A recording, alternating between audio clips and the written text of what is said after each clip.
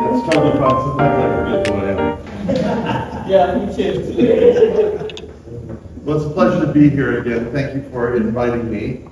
My talk will probably be a little bit different today.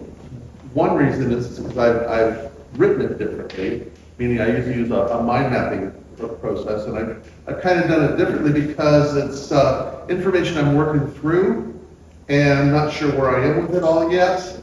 So you're kind of like an off-Broadway for me, where I get to workshop something that I'm working through my head.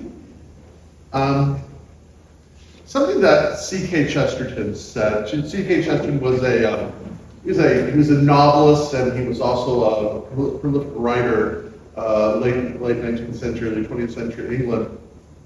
And he says this, he says, "Your religion is not the church you belong to, but the cosmos you live inside." So your church is not the building that you go to, the denomination that you attend, or any of those things. It's really your perception, or our perception, of our cosmology, and where our cosmology leads us. And that's something that I personally have been struggling with a lot lately. Something that my teacher used to say is, a spirituality that does not have some form of activism is really just nothing more than a form of narcissism. And a life of activism without a sense of spirituality is just boring. So where am I finding that balance? And part of it comes from, at my community in Fallbrook, we've gone through a very interesting, almost surreal couple of months that many members of our community have passed on. And one in particular was a dear friend and student of mine. And I had the pleasure or the honor, I suppose, honor of spending her last week before she stepped backstage with her, and there when she moved on. And one of the things that she used to say is, she noticed that I've been kind of in this interesting process of not confusing enlightenment with avoidance when it comes to addressing the world that we're living in today and the conditions that we find ourselves in, what I would call these perilous times. And so she said, just keep going in that direction, and kind of going in that direction. So that's kind of where I am, and I'm trying to figure out what it all looks like and all of that. And I guess I would start with the first premises, which is this, is how do you know if you're suffering? How do you know if you're suffering? And let me offer a pro tip. If any living being on this planet is suffering, you are suffering. Maybe you are not aware of it consciously, but that doesn't mean that it's not existing. Because something that, and I'm not fluent enough in neuroscience to speak at length about it. I'm an autodidact, so I spend a lot of time more on the surface than going deep into things. I'm not a physicist. I'm not a minister. But something that the ancient wisdom of almost all traditions, and what we're beginning to discover in quantum physics is this, is that everything is interconnected to everything else. Nothing is separate from one thing toward the other. So as St. Paul would say, if one part of the body feels infirm, the whole body is infirm. If I have an infection in my hand, if I get a splinter, which I often do in my garden, it may not affect all that I'm doing, but if I ignore it, it could become infected, and it can become sepsis, and it can become deadly. So it's to our advantage physically and as a collective to attend to any form of suffering that we may be experiencing in our world. You understand kind of where I'm kind of going with this. So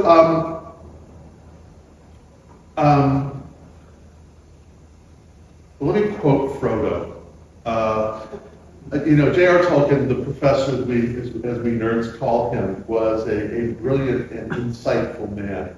And I suppose if I had such a thing as a sacred scripture, even though I teach Bible in the School of Ministry for our denomination, but if I secretly told you my sacred scripture, it would probably be Lord of the Rings. But something that he says, that one of his characters, of Frodo, and Bilbo talking is this. He says, it's dangerous. This is Bilbo speaking. He says, it's dangerous business, Frodo, going out your door. You step on the road, and if you don't keep your feet, there's no knowing where you will be swept off to. And isn't that life? We have no idea really what is unfolding. We walk out our door, and any adventure could happen. In the Greek world, the god Hermes was considered the god of all thresholds, all doorways, all gateways, because anything can happen when you step out of the boundary of where you think you are and where it will take you. So it's always good for us to remain, I guess, to some level or another, vigilant on any of these kinds of things. And so I guess where I would begin, am I beginning again and again? But I'll begin again, and probably where your mind is going right now, which of course is thinking about Plato. Because something that Alfred North Whitehead says, if we consider almost every or any Western philosophical tradition, what Whitehead says is at the end of the day, they are all a footnote to Plato. Because Plato, he sort of inculcated in our consciousness a way of being and seeing that he himself said, got from Socrates. And Socrates talked about his teacher, and then at the end of the day said, it was downloaded, it came from these mystical experiences. So when I quoted this idea at the beginning of the meditation, you are not your thoughts, you are the one observing your thoughts. This is Plato, pure and simple, and it kind of moves into it. And I say that because in the Western tradition, I'm reading this book right now by a man by the name of Tom Holland. The book is called Dominion. And I'm just completely inspired and blown away by this book, because what his thesis is essentially this, is that all Western thinking, and if we think today in 2026, in the age where everything is, connected to everything else, we can say all thinking in the Western world and actions have been deeply influenced by the experience of Jesus of Nazareth and what began to grow out of him, the Jesus movement, which would eventually become something that we would call Christianity. But how influential it is. It influenced the Enlightenment. It influenced the Industrial Age. It influences atheism. I mean, anything that you kind of look at. One of the things that he talks about is at the beginning of the book, is the context of the story of Jesus taking place in the Roman Empire. And he makes no bones about it. The Roman Empire was brutal. There's just no other way to say it. They were just brutal, and they just, if you weren't within a circle of their confidence and influence, you were nothing. You were, literally nothing to them. And anything that did and would have happened to you would have made no difference to anyone. And I say that because one cannot understand the Jesus story without putting it in the context of the Roman Empire, or empire itself. Actually, if one reads the Hebrew Bible or the Christian Bible, it is always in context to empire, whether it be Pharaoh or Babylon or the Assyrian or whoever or Rome. There's always this, and because even the temptation of Jesus, right? When he is tempted 40 days before he begins his ministry, what is his temptation? Is you could be a better Pharaoh. You could dazzle them, you can feed them, you can do all these things. You would just be a good Pharaoh, a nice Pharaoh. It's the same temptation of the ring itself. It's always the temptation of power. And we always get deceived by power because we think if I had it, if I used it, I could work with good. But what the mystics have always taught us is that power always, always, always corrupts. So that's the scene, and we know so much, or really if we think in terms of who started this movement, it was really St. Paul. St. Paul was a Pharisaic Jew. He was an educated Jew. He claimed to have been a Roman citizen. And having been educated, because he wrote and spoke, and we see in his writings, his brilliant thinking, what we see is what was really kind of typical of the world in which he lived in, which was all thinking, all intellectual reasoning throughout the empire was deeply influenced by Greek thought. And that means that Christianity, as it began to synthesize itself, began to become kind of a marriage between this ancient Palestinian backwater tribal religion to this global way of understanding things. And Paul was brilliant in his ability to take these two ideas and begin to synthesize them.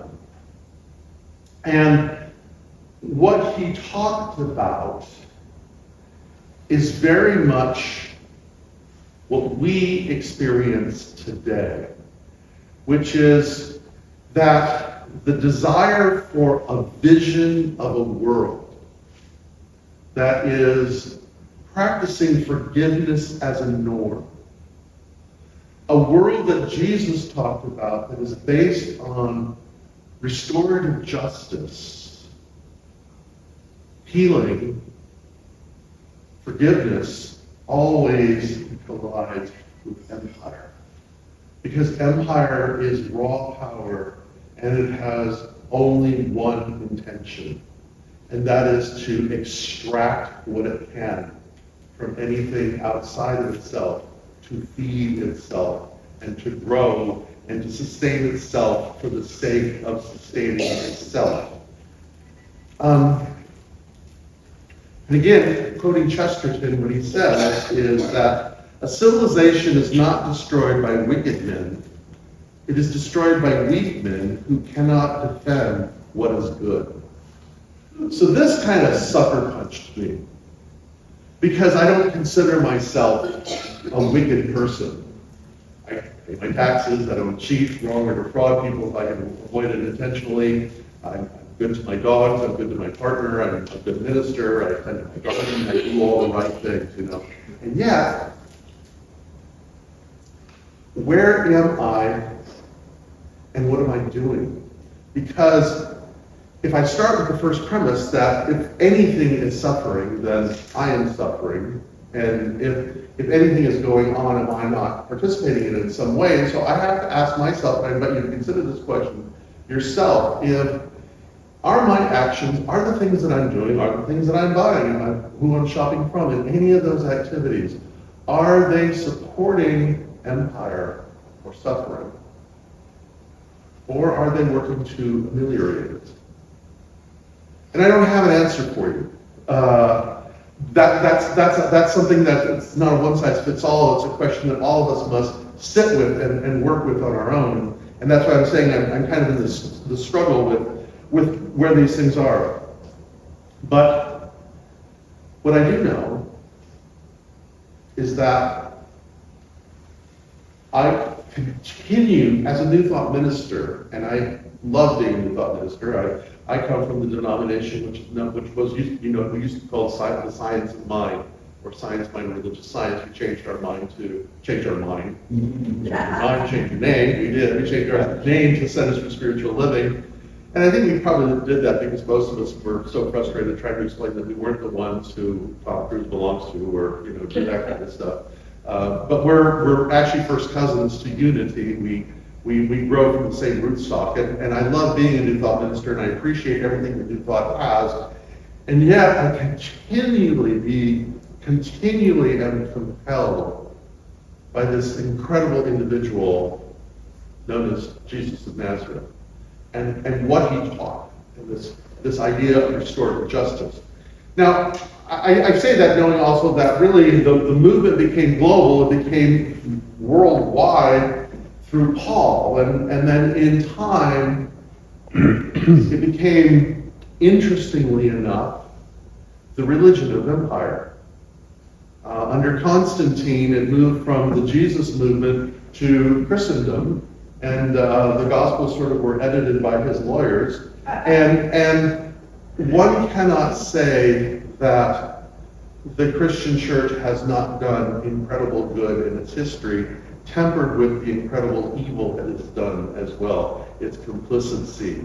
And so, there's this interesting dance, is it not? But isn't that true in the life that we live? And isn't it true even in the culture that we live in now?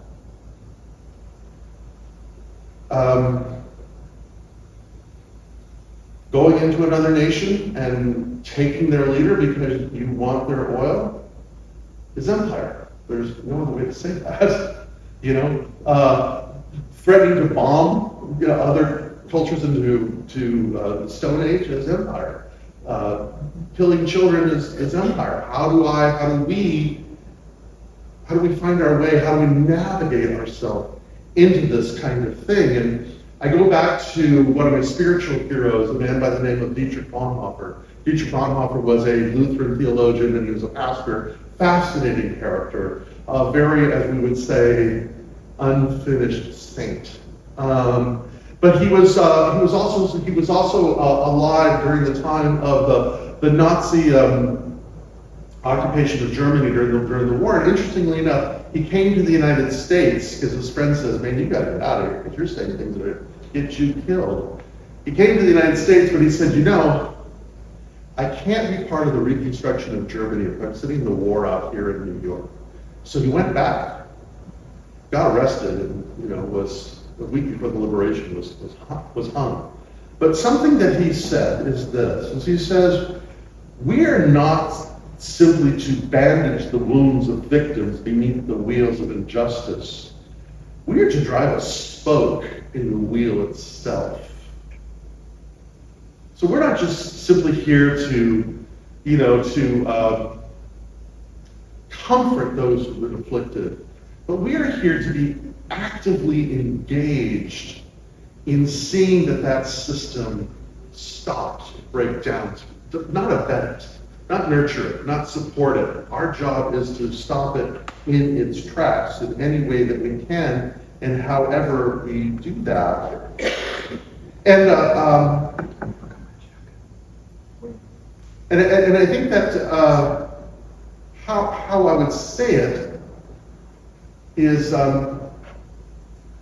if I think in terms of, this isn't my idea, this is Hermann Rosa's idea, if we think of the culture that we live in, if we think of how this is, how empire operates, and it's always, whether it's been Egypt or Babylon or Syria or, fill in the blank of who it was, it always has its own cycle, but part of what it's built on is acceleration, more, faster, better, more, faster, better. And if we think of our culture is like that. And I kind of would like to use the image, if I may, of when you guys were kids, were you ever in one of those above ground pools? You know what I mean? And did you ever play the game of let's start all running in one circle and you start building this momentum in the pool? And then what happens when you decide to get out? It pulls you in. And it has to get faster and faster and faster. There's no way to kind of stop that thing. And this is the thing that Dietrich says, man, let's just stick a wheel in it. Let's stick a spike in this thing. And as spiritual beings, what that doesn't mean is getting a Molotov cocktail or, bringing violence to violence or any of that. It has to do with something else. And I think the antidote to acceleration is resonance. Resonance is that experience where we feel in tune. That our breath actually connects us to the livingness of all things. St. Augustine says it this way. He says, "You have made us in your image, O God, and our souls are restless until they rest in you." And that restlessness that we may feel, that dissatisfaction that may happen, is that sense that we are feeling out of resonance. And so, what does that mean? I think it means spending more time in our gardens, spending more time with people that we love. You know, Jesus talked about this idea of this kinship of heaven. And if one thinks about it, when we read the Gospels, where does it take place? Where are the most important events in the life of Jesus? It's at a table with friends who were invited, and no one is turned away. We're still in the season of Easter, and if you think in terms of the Easter stories that are in the Gospels, Jesus doesn't take them back to the cross, and he doesn't go to the tomb, he doesn't know that. Where does he appear? He appears at meals. He appears with friends. They're out fishing, they're having a picnic, they're having a barbecue, they're walking someplace, or they're very much in the same room that they were when the events began 3 days before. They're at a table. There's resonance. And again, going back to Tolkien's idea of what kinship and resonance looks like, it looks like a table. It looks like song. It looks like friends. It looks like those kinds of things. And so how we beat empire at its game is to live in resonance with life. Because it can't beat us there. That's the whole thing, and that's the thing that frustrates it more than anything that it comes from, is simply that.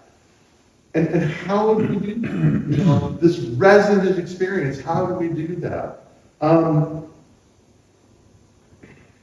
Something that C.S. Lewis writes is this.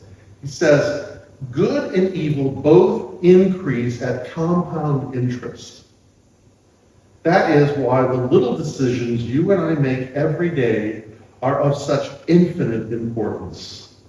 The smallest good act today is the capture of a strategic point from which a few months later you'll be able to go on to the victories you never dreamed of." In other words, we start today with what may seem almost minute, being kind on the street, picking up trash, practicing restorative justice, listening, engaging.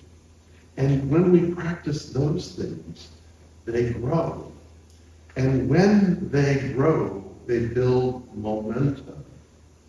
And when we do it in community, powerful things begin to happen. We cannot beat empire with power. But love, justice, holds no bounds. And empire has never been able to stand against it. Thank you for your kind attention.